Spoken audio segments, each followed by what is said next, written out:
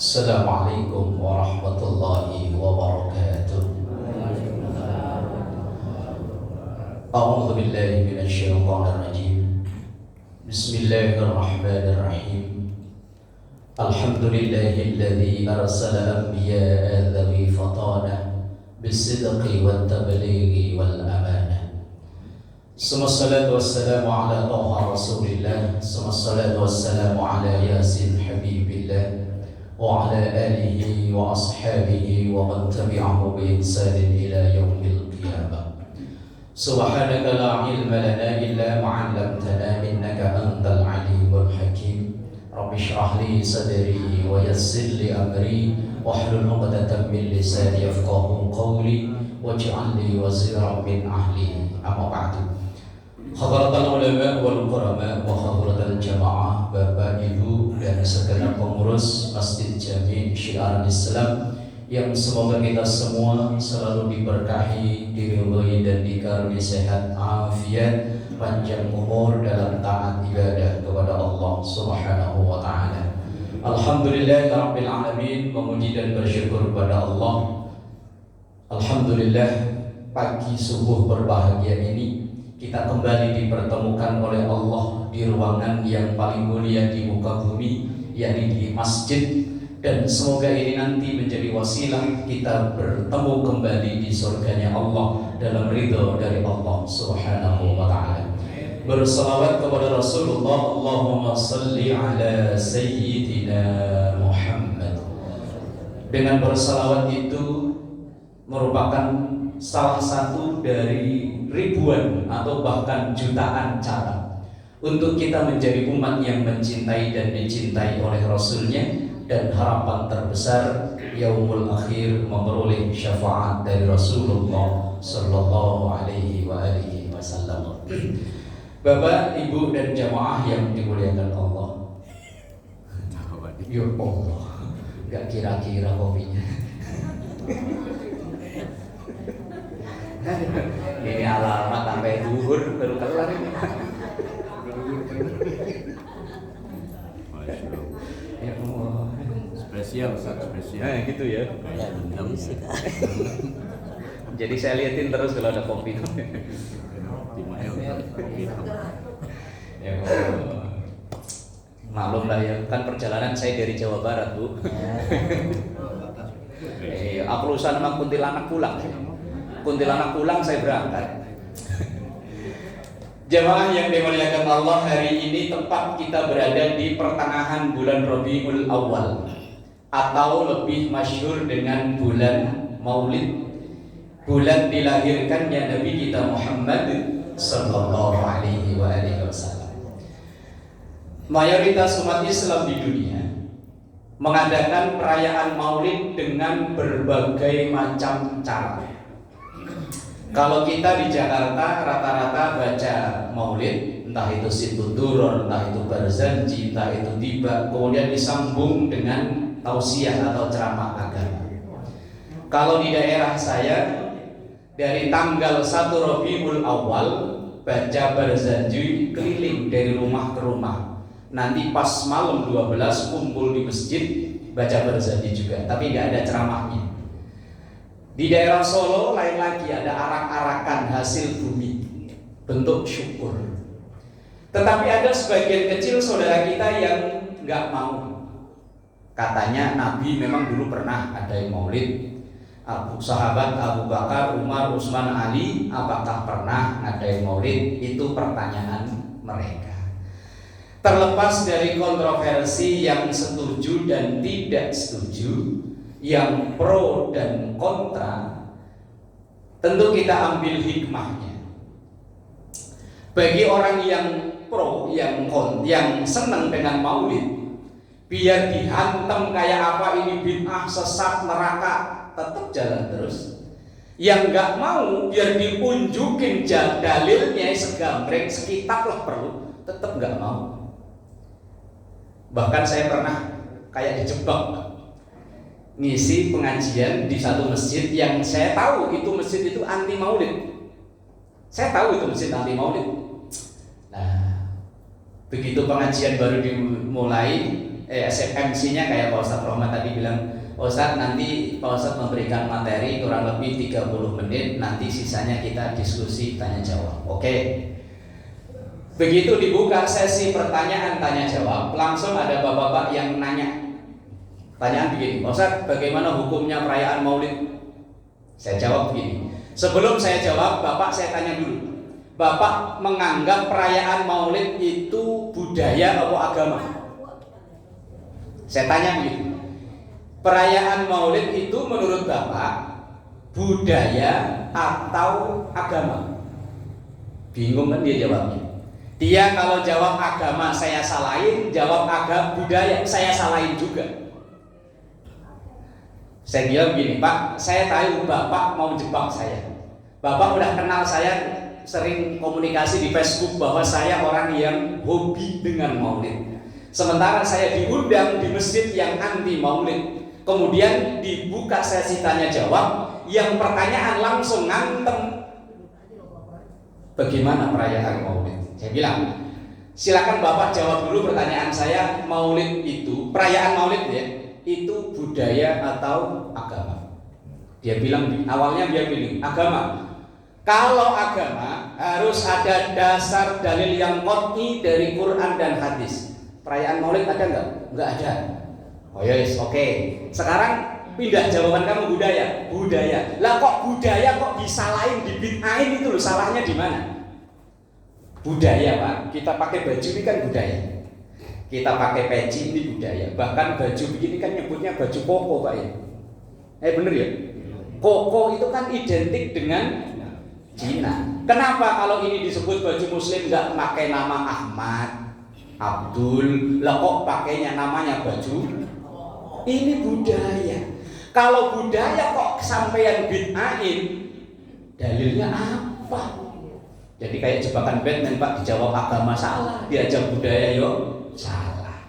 Terus saya logikakan begini loh, Pak.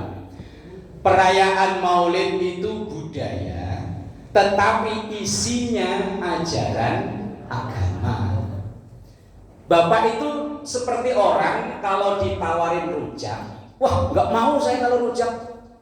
Tapi dikasih timun mau, dikasih bengkoang mau, kasih pepaya mau, kasih sambel mau. Giliran dikasih nama rujak, wah nggak mau saya. Itu sama, Maulid itu isinya biasanya baca Quran, yuk. Kemudian baca sejarah Nabi, baca sholawat Nabi, terus diisi sodakoan, berbagi makanan, terus diisi silaturahim, kumpul-kumpul. Lah dari mulai baca Quran, baca sejarah Nabi, baca sholawat, ceramah, duduk kumpul-kumpul, bagi sodakoh, mana yang salah? Gak ada. Lah giliran itu rangkaian itu dikumpulkan dikasih nama Maulid, kenapa disalahin? Itu sama kayak orang dikasih rujak, nggak mau, tapi dikasih timun, bengkoang, mau. Bingung nih Pak. Ya tapi karpelah itu urusan dia. Pagi ini kita akan ngaji. Setiap tahun kita memperingati Maulid, tentu ada hikmah yang ingin kita ambil, yaitu mengikuti, memahami, dan mengikuti dengan usaha maksimal apa dan bagaimana akhlak Rasulullah Sallallahu Alaihi Wasallam.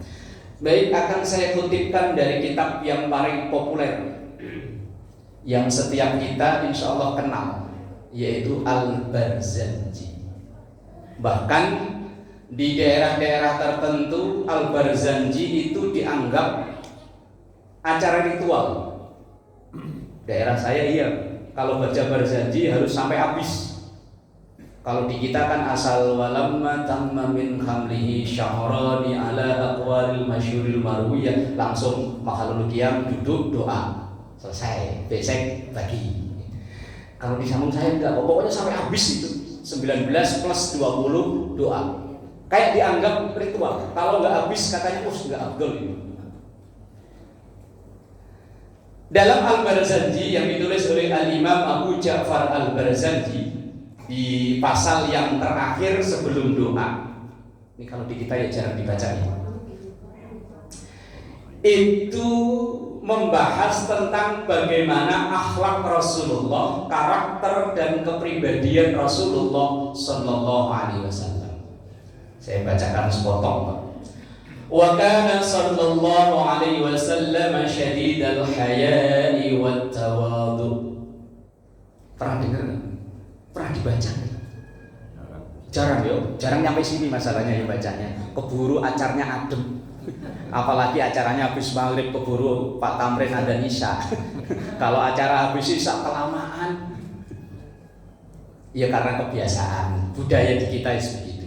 Yahsibu na'lahu wa yarqahu thawbahu wa yahlubu syadahu wa yasiru fi khidmati ahlihi bisiratin sariyah wa yuhibbul fuqara'a wal masakin wa yajlisu ma'ahum wa ya'udu mardahum wa yushayyinu janaizahum wa la yahkiru faqiran adqa'ahul faqru wa ashwa. Wa kana sallallahu alaihi wasallam, beliaulah Nabi kita Muhammad sallallahu alaihi wasallam, syadidal haya.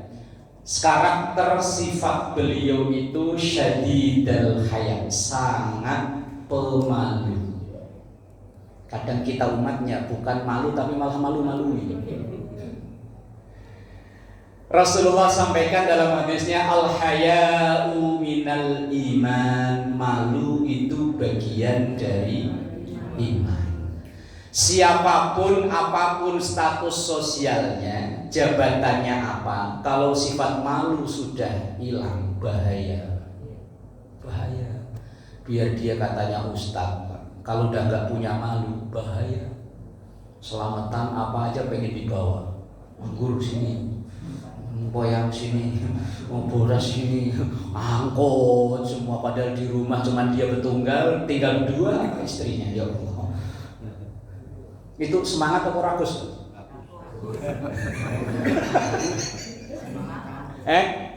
Semangat rakusnya.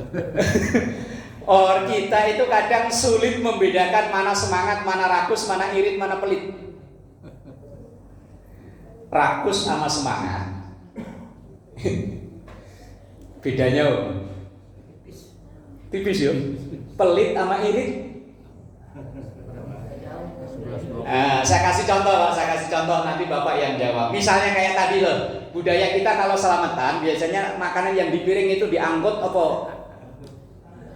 Enggak loh, budaya di sini loh.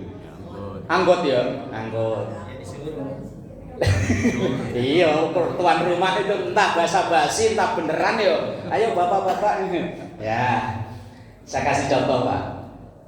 Misalnya ada 2 orang, yang satu ini orang keluarganya ngumpul, suami, istri, anak misalnya 6, mantunya 6, berarti 12, cucunya punya anak 3, kumpul jadi satu. Begitu selamatan, tuan rumah bilang, Pak silahkan itu kuenya masukin. Kemudian dia semangat tuh masukin. Terus contoh lain, ada orang yang tinggal cuma berdua sama istrinya. Anaknya udah pada misah semua, cucunya misah. Begitu tuan rumah, Pak ayo silahkan masukin. Masukin juga. Kira-kira contoh pertama dan contoh kedua, yang rakus contoh pertama apa kedua? Kedua ya. Wong di rumah dia cuma berdua loh sama istrinya, itu di rumah juga belum tentu kemakan, itu rakus. Kalau semangat, karena di rumah dia ingat anaknya 6, mantunya 6, cucunya 3 kali 6, 18. Lah kok dibawa semua, itu namanya semangat. Padahal sama-sama bawa loh Pak ya. Nah, besok-besok tinggal liatin Pak. Rakus. Semangat. Iya. Ini contoh kecil-kecilan. Contoh gampang-gampangan yang tiap hari di masyarakat kita loh. Ada pelit sama irit. Orang kalau irit itu memang penghasilannya cuma 10.000 umpama sehari. Lah buat makan 5.000. Lah itulah yang namanya irit. Lah penghasilan 200.000 buat makan cuma 5.000. Itu namanya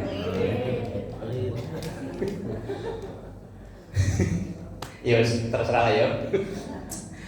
Sifat Rasulullah itu syadidul haya, sangat pemalu. Sehingga dalam riwayat ketika satu hari beliau naik kendaraan, ya tentu jangan dibayangin naik PCX Pak, unta apa kuda apa lah. Karena angin kenceng ini kan keangkat Pak. Belum sempat ini dengkul kelihatan, beliau langsung buru-buru berhenti ini begini.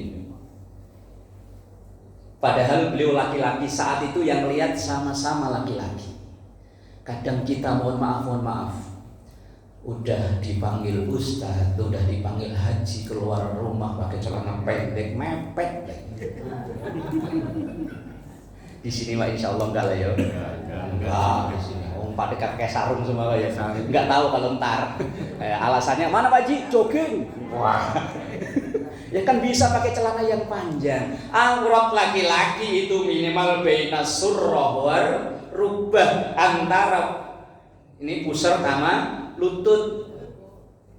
Ya pakai celana yang pendek biar pendek dan lututnya ke bawah gitu kan. Lah kalau yang masih muda lah ya. Kadang yang lebih ngeri lagi kan yang pasukan sebelah sono Pak. Ya bener ini saya cerita ini terserah ya. Kata istri, Mas yuk ngabuburit yuk bulan ambil nunggu buka puasa. Sampai di perapatan Kesemek itu macet. Nih saya, anak saya di depan, istri di belakang. Tiba-tiba ada anak perawan nyalip saya, set berhenti pas depan saya pakai bajunya nanggung. Ke bawah enggak, ke atas enggak, naik motornya Satria yang soknya ditinggiin itu. Ya Allah. Kata istri saya di belakang, Mas, apa? Itu di dashboard ada air. Emang kenapa? Minum. Udah batal puasanya. Aduh. Terus saya bilang, ini kira-kira saya harus mengucap alhamdulillah wa astagfirullah. Kalau pertama alhamdulillah ya, selanjutnya lah kalau saya pelototin terus kan pertama terus Pak. Ya Allah. Rasulullah itu sifatnya syadidul haya, sangat pemalu. Orang yang udah kehilangan sifat malu, apapun statusnya, udah gak dihormati orang Pak. Serakah itu kan karena urat malunya udah hilang. Pejabat gajinya udah gede, lah kenapa masih tega-teganya korupsi? Yang lebih sedep lagi kan bantuan untuk korban Covid diembat. Ya Allah. Itu saya kalau sakti mau saya santet betul. Untung saya nggak sakti Pak. Ya Allah, apa nggak ada malu apa ya, gajinya udah gede, tunjangan ini itu udah banyak, sifat malunya hilang. Maka Rasulullah Imam Abu Ja'far Al-Barzanji yang beliau tulis pertama, karakter seorang nabi yang hendaknya kita ikuti itu punya sifat malu. Udah azan maghrib, kalau yang gitar-gitaran nongkrong di itu masih muda, lah ya agak pantas lah ya, agak. Lah ini udah sepuh, Kong, azan maghrib no di masjid. Nah iya, azan di masjid, kalau azan di jalan tabrak motor, enggong. Ya azan di jalan tabrak motor Pak, azan di masjid. Ya Allah. Kalau yang berbuat, mohon maaf kayak tadi misalnya itu masih muda, agak pantas lah ya. Kalau keluar rumah pakai celana legging, kaos nyetrik, masih umur belasan, ngelihatnya sedep. Lah kalau udah umur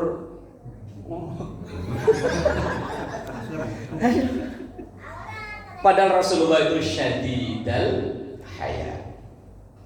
Kemudian sifat beliau yang kedua yang ditulis Imam Abu Ja'far Al-Barzanji, at-tawadu. Tawadu itu bukan tahu warna duit, bukan. Orang-orang memaknai tawadu itu tahu warna duit. Biar pakai kacamata kalau melihat tulisan, tapi kalau melihat duit nggak perlu pakai kacamata. Apalagi istri yang pintar nyari duit di belakang. Duit udah diumetin di kaos kaki masih ketemu. Itu namanya istri pintar nyari duit Pak. Nih saya, mohon maaf ya, kalau habis ngajar biasanya kan dikasih transport sama pengurus, saya masukin gini loh Pak. Nah, itu istri tahu loh Pak. Itu kalau hari Selasa kitabnya warna apa, hari Rabu kitabnya warna. Wes pintar nyari duit. Jadi saya nikah sama istri udah 18 tahun belum pernah ngasih duit Pak. ngambil sendiri. Boleh nggak ada? Oh, diumpetin di mana juga tahu ada baunya apa gimana, cerdas. Selapin peci saya. Biasa. Oh, selipin sini ya. Oh, kedengeran apa yang di belakang. Ntar ada operasi peci. Tawadu itu artinya Rasulullah walaupun beliau seseorang yang dijamin masuk surga, Sayyidul Alam, pemimpin dunia, tapi beliau tidak pernah menyombongkan diri. Bahkan beliau dalam hadis yang ditulis Imam Abu Syarah dari kitab ini, satu hadis yang ditulis di antaranya beliau sampaikan, la tutruni kama utrutin nasara ibna Maryam, innama ana abdun faqulu abdullahi wa rasuluh. La tutruni, kalian jangan memuji-mujiku berlebihan. Itu Rasulullah. Kama utrutin nasara ibna Maryam, seperti berlebihannya orang Nasara, orang Nasrani terhadap Isa bin Maryam, yaitu berlebihan sampai Nabi dianggap sebagai Tuhan, anak Tuhan. Hadis ini yang buat ngantem kita yang maulidan. Orang-orang yang gak seneng maulid biasanya memakai hadis ini untuk ngantem kita loh. Dia bilang kita baca maulid, kita baca barzanji, burdah dan lain-lain itu kata mereka berlebihan. Terutama di lafaz yang anta syamsun anta badrun.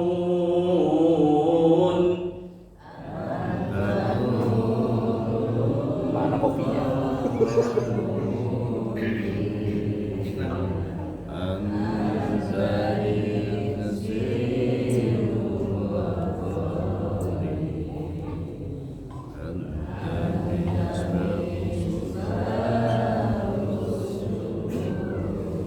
Akal-akalan mau minum kopi aja, Bu.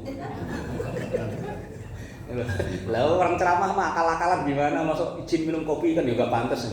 Akal-akalan aja selawatan kita minum. Di lafaz ini kata mereka ini berlebihan. Anta syamsun, anta badrun, anta nurun fauqa nuri. Yang anta nurun fauqa nuri, menurut mereka ini memuji Rasulullah berlebihan, seakan-akan menyamakan Allah. Ini terus salawat nariyah. Sering kan ya pada baca salawat nariyah ya. Ini kata mereka salawat syirik, musyrik. Kata mereka, Allahumma sholli sholatan kamilatan wa sallim taman ala sayyidina Muhammadin alladzi tanhallu bihil uqadu bihil qurabu wa tuqda bihil hawaiju wa tunalu bihir raghaibu wa husnul wa yustasqal ghamamu biwajhihil karim wa ala alihi wa sahbihi fi kulli lamhatin wa nafasin kulli ma'lum. Coba ibu buka di YouTube salawat Nabi syirik, banyak. Pokoknya yang ceramah biasanya jenggotnya sini, akar giginya kepanjangan, jidatnya ireng, tahu sujudnya. Kalau di karpet empuk sih saya yakin enggak, karpet empuk begini masuk jidat sampai ireng. Tapi kalau ireng ya serapopo lah ya. Menurut mereka salawat nariyah itu bid'ah. Bukan hanya bid'ah, syirik, musyrik. Seakan-akan menganggap Rasulullah itu yang tanhallu bihil uqadu wa tuqda bihil hawaiju wa tunalu bihil raghaib dan seterusnya. Tanhallu bihil uqad, yang mengurai segala keruwetan. Wa tanfariju bihil qurab, yang memberikan solusi dari segala kesulitan. Wa tuqda bihil hawaij, yang menunaikan, yang mengabulkan segala hajat. Menurut mereka. Tapi bagi kita, mereka ada yang terlewatkan dari memahami sholawat nariyah. Di situ ada lafaz bihi, tanhallu bihil uqadu. wa tanfariju bihil kurabu wa tuqda bihil hawaiju wa tunalu bihir rohoi. Kalimat bihi ini sangat sentral dalam kalimat ini, dalam sholawat ini. Kalau tidak ada lafaz bihi, memang seakan-akan yang mengabulkan hajat, yang menghilangkan keruwetan itu Nabi Muhammad. Tapi cerdasnya penulis sholawat ini menyantumkan lafaz bihi, yaitu maksudnya Rasulullah itu hanya sebagai perantara tunaikannya hajat, perantara dihilangkannya keruwetan, perantara tercapainya segala keinginan. Jadi yang menyampaikan bukan Rasulullah, tapi Rasulullah itu sebagai perantara. Seperti dalam doa azan itu tadi, Muhammadinil wasilata wal fadilah. Rasulullah itu yang menjembatani. Kita mau sowan ke rumah gubernur cuman kita nggak punya kenalan siapa-siapa, kok tiba-tiba datang ke sono diusir sama security. Tapi kalau kita ada orang dalam, mau kemana Pak? Jalan. Lah orang dalamnya itu ya Nabi kita Muhammad Sallallahu Alaihi Wasallam. Maka kalau kita udah punya kenalan orang dalam, insya Allah surga dapat. Nah, kita sering baca sholawat ini dalam rangka nego sama orang dalam. Lah Rasulullah itu orang dalam. Segala urusan kalau punya orang dalam gampang. Nah iya, saya itu waktu tahun 2012 anak saya yang ketiga mau masukin nama anak ke kakak. Di sono.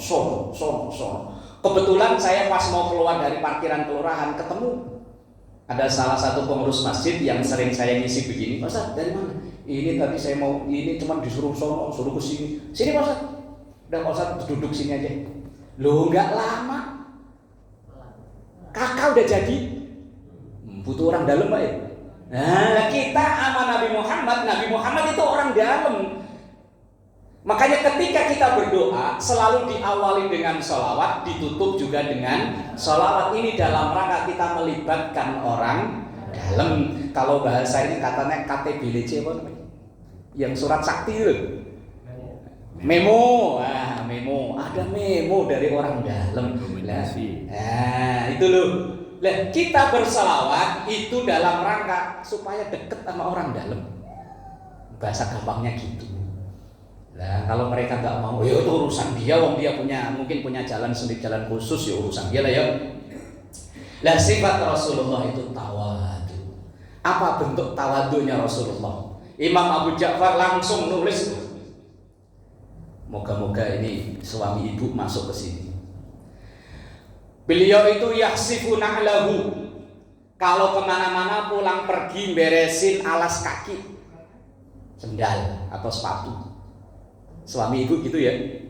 Nah, pokoknya pulang kerja, pokoknya sepatu diberesin di situ, kaos kaki diberesin ya.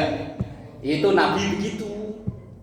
Wa yarqa'u saubahu, beresin bajunya sendiri. Wah, kayaknya abot Pak ya. Beresin ini loh. Abot ini Pak. Enaknya itu datang-datang buka baju, lempar, taruh sampai ke sofa. Tahu-tahu besok terima ke lemari gitu ya. Tapi kalau Rasulullah tuh yarqa'u saubahu, beliau beresin bajunya sendiri. Ini takutnya Pak ini. Khawatir ntar mak-mak salah paham. Kalau begitu bapaknya suruh nyuci sendiri ya. Kan begitu. Wa yahlubu syatahu, beliau juga sering menyiapkan kebutuhan makannya sendiri. Jadi kalau umpama ya Rasulullah itu kok umpama ngopi gitu ya bikin kopi sendiri. Kalau kita kan enaknya, Mak, kopi. Mak, rokok habis. Kata istri, duitnya mana? Ngutang dulu warung. Wah, harus repot. Wa yasiru fi khidmati ahlihi bi siratin sariyah. Rasulullah itu tidak sungkan untuk membantu pekerjaan rumah keluarganya. Apapun yang asal beliau waktunya sempat bisa beliau kerjakan. Oh, itu bentuk sayangnya Rasulullah terhadap keluarganya. Ini kadang kita kalau di rumah kayak raja, tinggal tunjuk-tunjuk. Wih. Wah, ada yang merasa terbela ini Pak Ustadz. Cuman tul doang tapi kan kerasa. Suaminya hadir nggak Bu? Oh, ya kalau sakit itu. Rasulullah itu wa yasiru fi khidmati ahlihi bisiratin sariyah. Kalau kita ngaji fikih, cuman kan ngaji fikihnya jarang sampai ke sana, Pak. Ngaji fikih kita itu muter-muter bab sholat, bab wudu. Oh iya, pokoknya itu. Kalau sampai bab sono, ini lanjutin ya. Bahwa ketika seorang berumah tangga, tugas istri itu hanya melayani suami, mohon maaf ya, melayani di tempat tidur. Kemudian ngurus anak, nyiapin makan itu kewajiban suami. Kata ibu-ibu beri.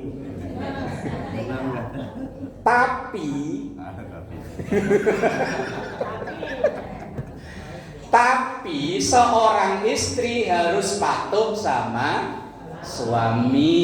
Lah kata suami, mak bikinin kopi, mak bajunya cuci, mak anaknya rewel. Sebagai istri yang solehah patuh sama suami. Begitu aslinya tugas laki, aslinya ini. Cuman kan istri harus taat sama. Nah, jadi imbang ya. Jangan ibu-ibu, oh iya, berarti ntar nggak usah nyuci, nggak usah masak.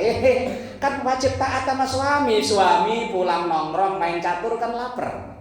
Habis ngangkatin kayu.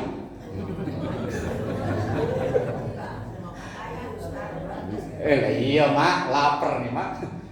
Masak gitu. Dan budaya Indonesia ini aslinya budaya yang luar biasa, Pak. Kita nikah dengan istri kita itu kan nggak ada perjanjian tugas saya ini, tugas kamu itu nggak ada ya. Tetapi dengan sendirinya istri luar biasanya tanpa disuruh, kita belum bangun dia udah bangun. Jam kerjanya istri kadang 24 jam. Kalau kita karyawan paling kadang 7 sama 8 jam ya, kecuali lembur. Kadang tega-teganya ditanya, Pak istrinya kegiatannya apa? Nganggur. Ya Allah. Saya bilain Bu, tenang aja. Tega-teganya bilangnya nganggur, padahal lo dari sebelum subuh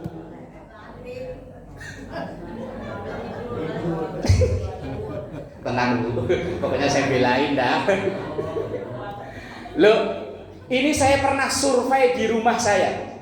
Anak saya asal sekolah udah libur, pulang kampung sama istri pulang kampung. Tinggal saya biasanya kalau habis sholat Id baru pulang kampung. Paling saya di sini biasanya 4 hari lah sendirian. Lah bener. Biasanya kalau mau sahur tinggal bangun tidur udah siap tuh di meja, tinggal ngemplok, tinggal makan. Nah istri pulang, anak pulang. Qad qamatis shalah, baru bangun. Lah iya. Luar biasa. Makanya kadang laki dengan teganya bilang istrinya. Ya Allah. Itu Rasulullah sallallahu alaihi wasallam. Kemudian wa yuhibbul fuqara wal masakin. Beliau sangat perhatian dengan sahabat-sahabatnya yang fuqara dan masakin. Fuqara jamak dari kata fakir, masakin jamak dari kata miskin. Fuqara itu orang yang kebutuhan tetap jalan tapi enggak sama sekali enggak punya penghasilan. Itu namanya fakir. Kalau miskin, orang yang kebutuhan tetap jalan tapi penghasilan masih ada walaupun ya gali lubang tutup lubang, itu miskin. Definisi fakir dan miskin. Maka fakir itu orang yang didahulukan setiap ada dalam hal berbagi rezeki. Itu fakir, orang yang sama sekali nggak punya penghasilan. Kalau miskin masih ada penghasilan walaupun tadi gali lubang tutup. Nah, Rasulullah ini terhadap orang-orang yang fuqara dan masakin beliau sangat perhatian. Di antaranya beliau itu mempersiapkan ruangan khusus di masjid namanya kaum Suffah. Kaum Suffah itu para sahabat yang kalau bahasa kita nggak punya tempat tinggal, apa namanya ya? Tunawisma, tunawisma. Orang-orang yang tunawisma ditampung sama Rasulullah, ditempatkan ruangan khusus. Lah mereka ini disebut kaum Suffah. Lah rezeki mereka, ya Rasulullah yang nanggung, tapi ya ada donatur. Di antara sahabat Rasulullah yang terkenal kaya raya kan Utsman bin Affan dan Abdurrahman bin Auf. Lah mereka donaturnya, tapi yang menjembatani Rasulullah Shallallahu Alaihi Wasallam. Di antara bentuk perhatiannya Rasulullah, wa yajlisu ma'ahum, beliau nggak sungkan-sungkan sering duduk bareng ngobrol dengan mereka. Wa ya'udu mardhahum, kalau mereka sakit didahulukan oleh Rasulullah yang dibesuk. Wa yushayyi'u janaizahum, dan juga Rasulullah ngantar ke pemakaman orang-orang fuqara dan masakin. Ini kadang berbalikannya dengan kita, Pak. Saya tuh pernah diomongin orang, teman omongannya masuk, nganterin jenazah ke Budi Dharma. Selesai kita pulang boncengan, ditanya, Pak Ustaz, itu rombongan yang ngantar banyak banget, saya yakin orang kaya. Kok Bapak tahu? Ya itu yang ngantar banyak. Terus nggak lama lewat lagi, yang ngantar cuman ambulan sama motor berapa biji. Kalau itu pasti orang miskin. Yang ngantar dikit. Oh iya ya, saya perhatiin, iya kali ya. Bener kali ya Pak ya. Kali ini Pak.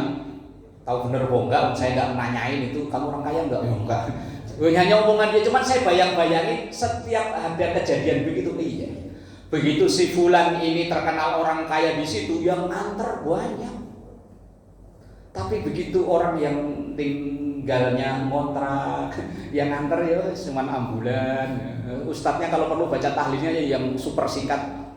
Afdhalu dzikri la ilaha illallah, langsung Al-Fatihah. Udah. Begitu yang kaya meninggal, la ilaha illallah, la ilaha illallah. Mantap. Tapi bukan di sini. Sono, bojong, sono lagi. Kalau perlu sono, masih sono lagi.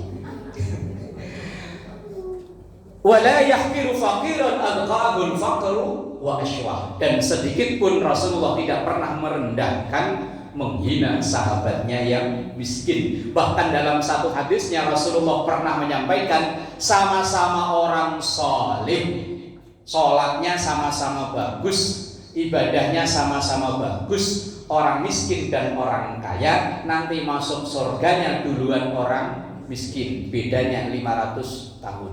Wih, itu yang miskin udah leha-leha, udah kumpul sama bidadari, yang orang kaya masih dihisap. Tapi tetap kita pengen jadi orang biar lama gak apa-apa ya.